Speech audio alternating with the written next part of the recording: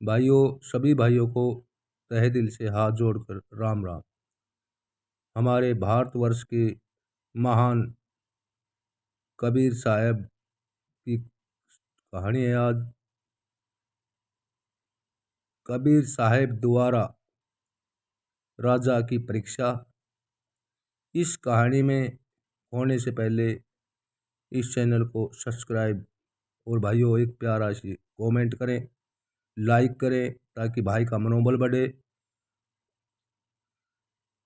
जब आप 9 दरवाज़ों को छोड़कर ब्रह्मा और पार ब्रह्मा में जाएंगे तो आपको पता लग जाएगा कि गुरु क्या है और क्या देता है।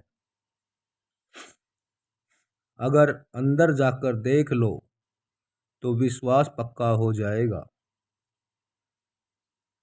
कबीर साहब जुलावा थे।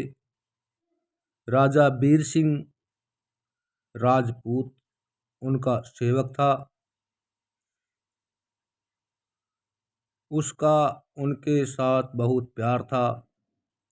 जब कबीर साहब उसके पास आते थे तो वह तख्त छोड़ देता, कबीर साहब को ऊपर बैठाता और आप नीचे बैठता।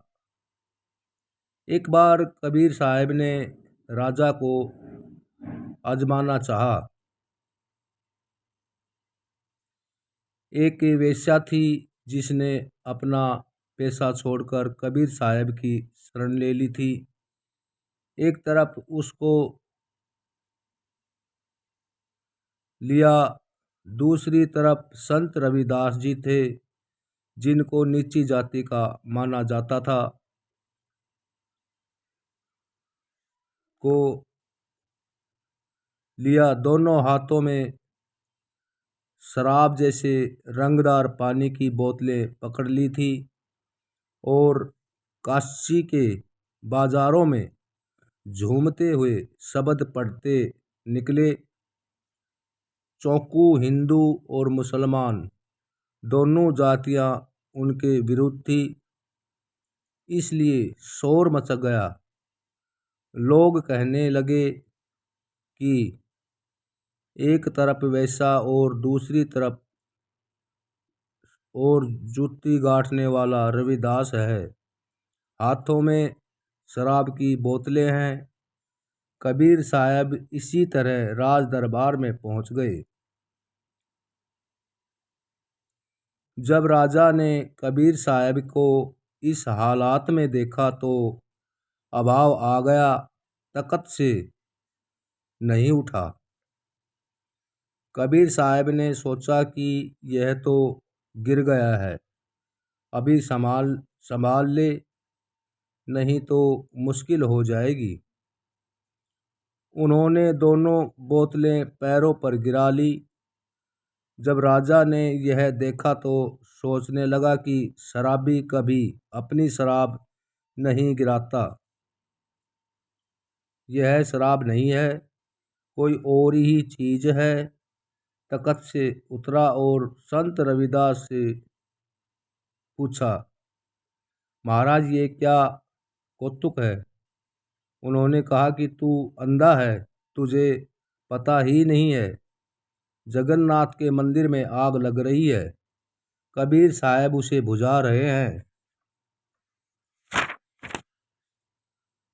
राजा ने तारीख और वक्त नोट कर लिया और इसका पता लगाने के लिए 2 पहरेदार सवार भेजे। जब वे वहां पहुंचे और मालूम किया तो लोगों ने कहा ठीक है, आग लगी थी और कबीर साहब बुझा रहे थे। राजा का विश्वास पक्का ही हो गया। ऐसे मौके पर बड़े बड़े अभ्यासी लोक लाज में यह बातें यह जाते हैं, गुरु की कृपा से कोई प्रेमी ही ऐसी परीक्षा में खरा उतरता है। यह आसान बात नहीं है। जैसी लहरी संबंध की, तेते मन ही मनोरथ पारी मारी, बैरे वैसे सब संतोष करी, गही आत्म एक बिचारी। एक ऋषि ने इतनी तपस्या की कि स्वर्ग के राजा इंद्र को डर लगने लगा कि कहीं ऋषि उसका सिंहासन न छीन ले। वह हाथ में तीर कमान लेकर शिकारी रूप धारण करके ऋषि की कुटिया पर आया और अर्ज की कि मैं किसी काम से जा रहा हूँ। मेरे पास यह तीर कमान है जो बहुत भारी है। मुझे अभी इसकी ज़रूरत नहीं है, इसलिए इसे अपने पास रख ले। ऋषि ने कहा कि मैं ऋषि, यह तीर कमान मेरा, इसका क्या संबंध है।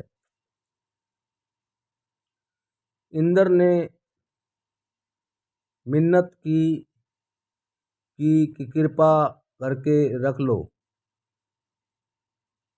मैं थोड़ी ही देर में आकर इसे ले जाऊंगा। ऋषि ने कहा, यह तो जीवों को मारने के लिए इस्तेमाल किया जाता है। मेरे मेरा हृदय तो ऐसी चीज़ें देखकर भी दुखी होता है, इसलिए मैं इसका ख्याल कैसे रखूंगा। शिकारी ने नम्रता से कहा, मान्यवर, मेरे पास एक सुझाव है। मैं तो तीर कमान को कुटिया के पीछे रख देता हूँ। आप इसे कभी न देखेंगे और इस तरह आप मुझे एक बड़ी आपत्ति से बचा लेंगे। और फिर इंद्र ने ऋषि की बड़ाई करनी शुरू कर दी कि आप ऐसे हैं, आप वैसे हैं, मुझ पर दया करो। जब वह बार बार कहा तो ऋषि ने मान लिया और कहा कि इसको कुटिया के पीछे रख दो। इंद्र तो तीर कमान रखकर चलता बना। अब वापस किसे आना था। ऋषि पहले राजा था और तीर कमान चलाने में अच्छी तरह माहिर था, इसलिए जब भजन में उठता तो तीर कमान का ख्याल आ जाता। रोज रोज तीर कमान का ध्यान मन में पक्का होता गया। एक दिन कहता है, कभी हम भी तीर चलाते थे, जरा चला कर तो देख ले, जरा चलाकर तो देख लें, किसी को मारेंगे नहीं। यह सोचकर तीर कमान हाथ में लेकर तीर चलाया, सीधा निशाने पर जा लगा और शौक बढ़ा। रोज रोज अभ्यास करने लगा। आखिर वह पूरा शिकारी बन गया। भजन बंदगी छूट गई और लगा शिकार के पीछे पीछे फिरने। सो ऐसे हैं मन के धोखे, जरा सा इसको ढीला छोड़ो, झट पूरी आदतें अपना लेता है। जब कहा जाता है कि कबीर साहब जब बाहर जाया करते थे तो एक आदमी उन्हें अक्सर खेत में बैठा मिलता था। एक दिन कबीर साहब ने उसे कहा कि खाली बैठे रहते ही परमात्मा का भजन किया करो, जिससे तुझे फायदा होगा। कहने लगा कि अभी बच्चे छोटे हैं, जवान हो जाएंगे और अपने पैरों पर खड़े हो जाएंगे, फिर भजन करूँगा। जब बच्चे जवान हो गए, कबीर साहब फिर मिले और कहा कि भजन किया कर। तो बोला कि इनकी शादी हो जाए फिर भजन करूँगा। जब शादी हो गई तब कबीर साहब ने कहा, अब बता।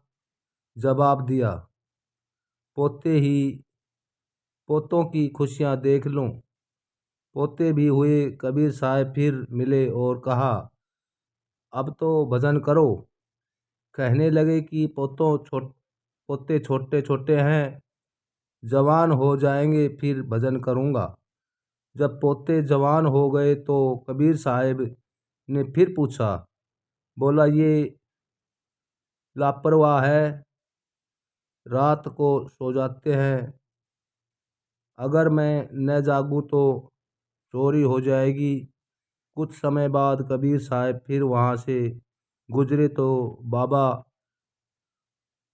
नजर न आया। पूछा कि बाबा कहाँ है। बेटों और पोतों ने कहा कि वह तो मर गया है। कबीर साहब ने कहा कि बहुत अफसोस की बात है। बेचारे गरीब आदमी ने अपना सारा जीवन व्यर्थ ही गवा दिया। यदि वह थोड़े समय के लिए भी परमात्मा की भक्ति करता तो दुनिया के जंजाल से बच जाता। फिर कबीर साहब ने अंतर्ध्यान होकर देखा कि घर में दुधारू पशु के साथ उसकी बहुत मोहब्बत थी। गाय भैंस पालता था। एक समय के साथ उसका विशेष लगाव था। जब मरा तो उस गाय के पेट में बछड़ा बनकर आया। बछड़ा बड़ा होकर जब बैल बना तो उसे हल में जोत दिया गया। सारी उम्र हल में जुता रहा। आखिर बूढ़ा हो गया। जब उसके काम का न रहा तो उसे गाड़ी वाला को बेच दिया। उसने भी कुछ साल गाड़ी में जोता। जब उसके काम न रहा तो उसने तेली को दे दिया, जिसने उसे काफ़ी समय कोल्हू में जोता। फिर जब उसके काम का भी न रहा तो उसने कसाई को दे दिया। कसाई ने मारकर उसका मांस बेच दिया। बाकी चमड़ा नक्सरों नकोर वाले से ले गए। उन्होंने नकारे नंगारे पर मढ़ लिया। अब खूब डंडे पड़ते हैं। यह देखकर साहेब ने कहा, बैल बने हल में जुते, ले गाड़ी में दोन, तेली को लू रहे, पुनी घेर कसाई लीन में, मांस कटा बोटी बिकी, चमड़न मंडी नंगार में, कछु करम बाकी रहे, 30 पर पड़ती मार।